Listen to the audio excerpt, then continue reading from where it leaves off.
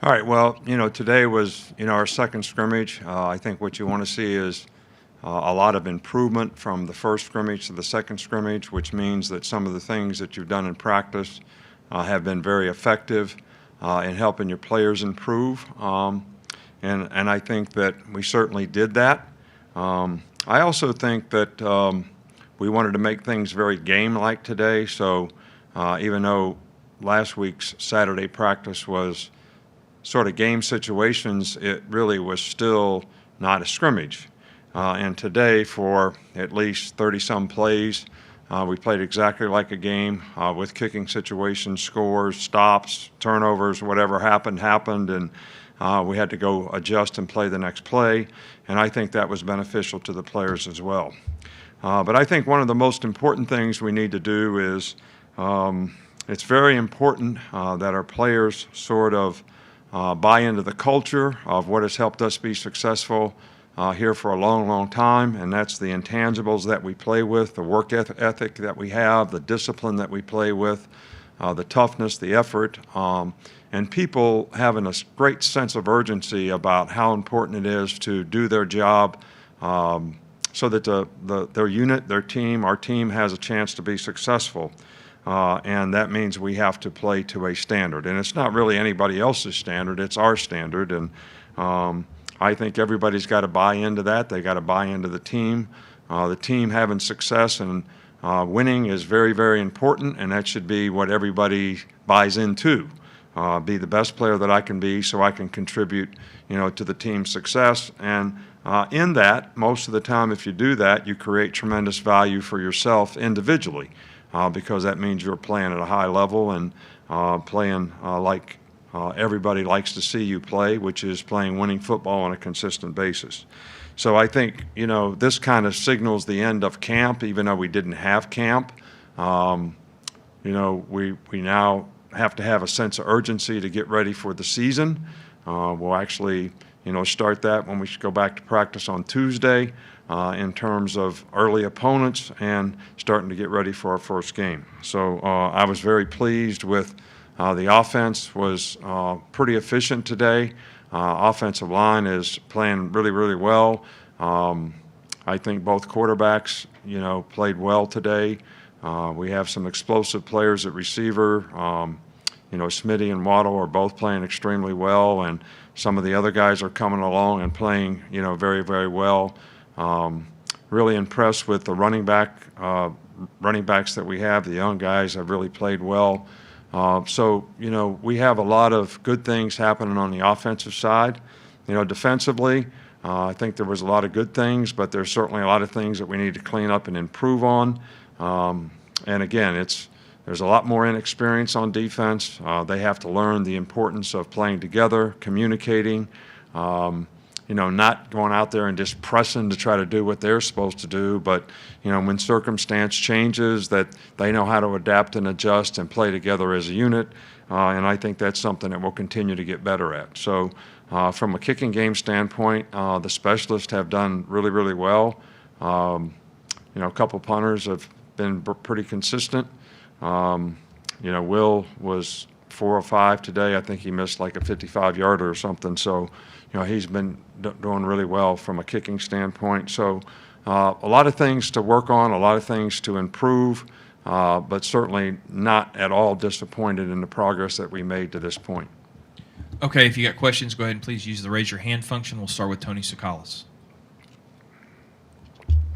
Yeah, Coach, I just wanted to know, did the quarterbacks, did they continue to show momentum from last week's practice? Yeah, they were very good today, very efficient, good completion percentages, threw for, some big plays, made some explosive plays in critical situations, made some, good plays in special situations. I think the offense was pretty good on third down, which always goes back to quarterback decision making and people getting open. So they played well. Next, we'll go to James Ogletree. Coach, I wanted to ask you about the money position with Xavier leaving. As far as we know, or I believe DeMarco is the only guy returning who's played that in a game. Who are the main guys who have been taking snaps there, and what are your thoughts about how that's shaking out? Well, DeMarco is playing it. He has played it some in the past. Brian Branch is a young player that we're trying to play, there as well. We're very, very thin in the secondary. We don't have a lot of depth, and we got a lot of young players, and it's very difficult to train them at multiple positions. But we're trying to use this time to be able to do that. Whether we can continue that throughout the season, I remains to be seen. But if we have the best players, to play when we're playing nickel, then we just have to play nickel instead of dime. But I feel like we got a pretty good first group. It's just going to be a work in progress developing these, younger players who have made extreme progress. All right, so I'm really pleased with them. But I just know from past experience that when you try to, get, especially when the season starts and things change from week to week, to get young players to play multiple positions, and they don't have really a lot of experience to draw from, it makes it very difficult for them. Next, we'll go to Michael Casagrande. Yeah, just wondering about Will Reichert and his confidence coming into his second season, and also wondering who is his backup this year at kicker. There's still a lot of competition at the kicking position. Joseph's still here, and he has a lot of experience, and he's actually made improvement, this fall. And we have some other guys that are in the program that have done extremely well. So, there's a lot of competition there, and I'm not ready to single anybody out. We're still trying to figure out who the best kicker is. We'll go to Charlie Potter. We've heard a lot about LeBron Ray this offseason, but what have you seen from the young guys that got opportunities last year? Guys like Justin Boygby and Byron Young and Christian Barker, how have they kind of taken that next step?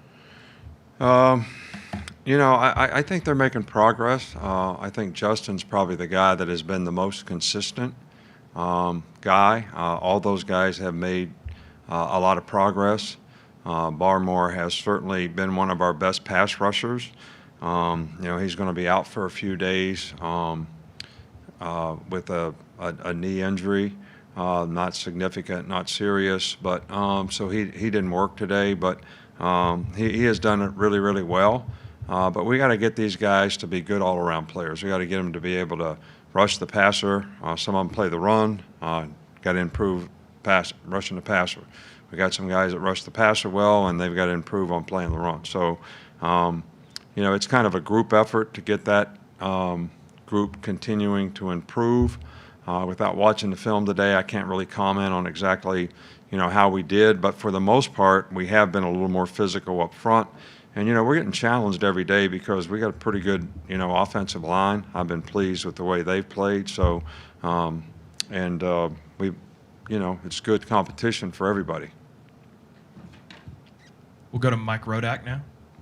Just speaking of that offensive line, what have you seen out of Landon Dickerson this summer, and what will go into the decision on whether he plays guard or center? Well, Landon has been great. I mean, he's been a really good leader of that group. He does extremely well when he plays center. He does really well when he plays guard. We're going to make a decision at some point in time. How do we get the best five guys on the field? That may have something to do with what the injury situation is. But, as of right now, he's played extremely well at center, and we've asked him to play guard. He's played very well there. So, but, as other players develop, we always want to be able to get our best five guys in there, and, that may mean that he ends up playing some guard at some point in time down the road.